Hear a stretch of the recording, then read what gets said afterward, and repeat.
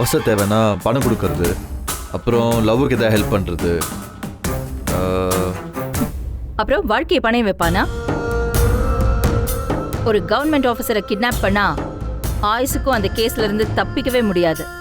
அசோக் மாதிரி ஆளை பகைச்சுக்கிட்டா வாழவே முடியாது. உத்தரவாதம் இல்லைங்கிற நிலைமை வரும் தெரிஞ்சும் அவன் அபிக்காக இதெல்லாம் பண்ணியிருக்கான். ஒரு ஸ்ட்ராங்கான லவ் இருந்தால் மட்டும்தான் இதெல்லாம் செய்வாங்க பேபி.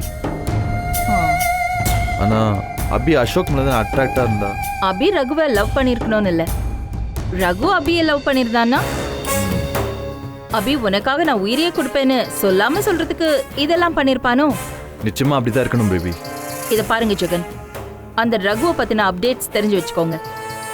நமக்கு அவன் தான் பெரிய ஹெல்ப் பண்ண போறான். அவனா? அவன் நம்ம அசோக் ஃபேமிலி தெரிஞ்சும் எப்படி ஹெல்ப் பண்ணுவான்? அவன் நமக்கு யூஸ் ஆவான் பேபி. எப்படி? அவன் அபியோட பெஸ்ட் ஃப்ரெண்ட், ஒன் சைட் லவ்வரா இருந்தும் எப்படி? இருந்து யூஸ் ஆக மாட்டான், இறந்து யூஸ் ஆவான். நம்ம அசோக் மூலமா நேரடியா பாதிக்கப்பட்ட அபிக்காக மறைமுகமா பாதிக்கப்பட்ட ரகு அசோக் கூட சண்டை போட்டான்ல? ஆமா. அப்போ அவமானப்பட்டது யாரு? அசோக் தானே? ஆமா பேபி. இந்த சிச்சுவேஷன்ல ரகு திடீர்னு செத்து போயிட்டான்னா, ஐ மீன் யாராவது அவனை கொன்னுட்டாங்கன்னா பழி யார் மேல விழும்? அசோக் மேல தான் விழும் பேபி. Master plan baby. அந்த ரகு நாளைக்கு தூக்கிடலாமா? இருங்க ஜெகன், என்ன அவசரம்?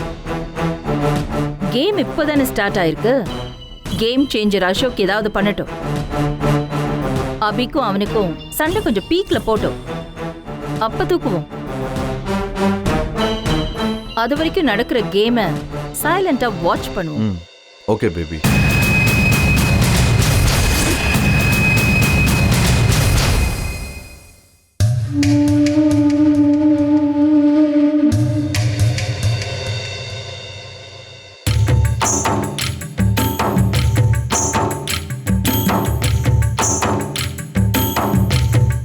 Hey, stop.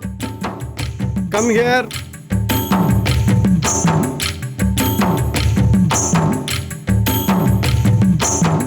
டேய், உங்க அப்பா வீட்டில் தனியா இருக்கேன், நீ பாட்டுக்கு எங்கேயே போய் சுத்திட்டு இவ்வளவு நேரம் கழிச்சு வர்றையே. நீ வர்றப்ப இப்படி கண்ணை மூடி கிடக்குறானே, என்னாச்சு ஏதாச்சுன்னு கவனிச்சியா? அப்படியே எஸ்கேப் ஆகுற? உனக்கெல்லாம் ஒன்றாகாதுன்ற தைரியம் தான். நீ யாரு? எமனே ஏமாத்திட மாட்ட. டேய், என்னடா நானும் பார்த்துட்டே இருக்க, ரொம்ப ஓவரா பேசுறேன். அடிச்சு பழையெல்லாம் கட்டி போடுற ராஸ்கல். கேட்கிற கேள்விக்கு ஒழுங்கா பதில் சொல்லு. இந்த நேரத்துக்கு எங்கடா போயிட்டு வர? அபியே பார்த்துட்டு வரேன். டேய் முட்டாளு, அந்த புள்ள உன்ன மாதிரி என்ன வெட்டியாவா தெரிஞ்சிட்டு இருக்கு? வேலை பார்த்துட்டு இருக்கு. நேரத்துக்கு தூங்கி எந்திரிக்க விடாம அந்த புள்ள இருக்கடா போய் டார்ச்சர் பண்ணிட்டு வர. இங்க பாருப்பா, சும்மா கோவத்தை கலப்பாத. இங்க பாரு, நான் 5 நாளா தூக்கம் இல்லாம அணைஞ்சிருக்கேன். அது தெரியுமா உனக்கு? என்ன பிரயோஜனம்? தூங்காம தெரிஞ்சு என்ன சாதிச்ச? தங்க முட்டை போடுற வாத்து 2 பிடிச்சி நம்ம வாசல்ல கட்டி போட்டு வச்சிருக்கேன். தினமும் காலைல எந்திரிச்சு 2 முட்டை எடுத்து வச்சு காசு ஆக்கிரு, சரியா? உங்ககிட்ட எல்லாம் மனசு பேசுவானாடா? தெரியுதுல, தூங்கு. உன்னை எல்லாம் பெத்தா எப்படா நிம்மதியா தூங்க முடியும்? டைலாக் ஒன்றும் குறைச்சல் இல்லை.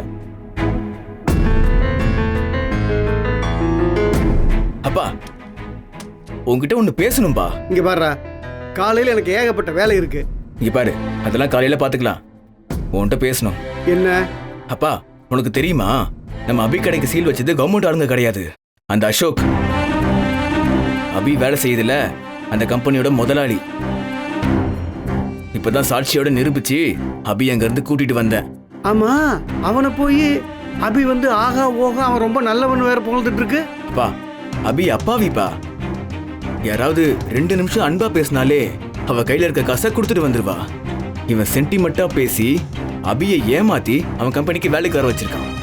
அதுக்கு அபி என்னப்பா பண்ணுவா? பாவண்டா அபி. சரி சரி, நீ ஃபீல் பண்ணாத, எல்லாம் சரியாயிடும், நீ தூங்கு. டேய் ரகு, உன் வாழ்க்கையை பற்றி அக்கறைப்படாது நீ அபிக்காக யோசிக்கிறீன்னா பேசாம அபிக்காக அங்கே இங்கெல்லாம் மாப்பிள்ளை பார்க்கறது விட்டு போட்டு உனக்கே அவளை கட்டி வச்சலான்னு பார்க்கறேன்.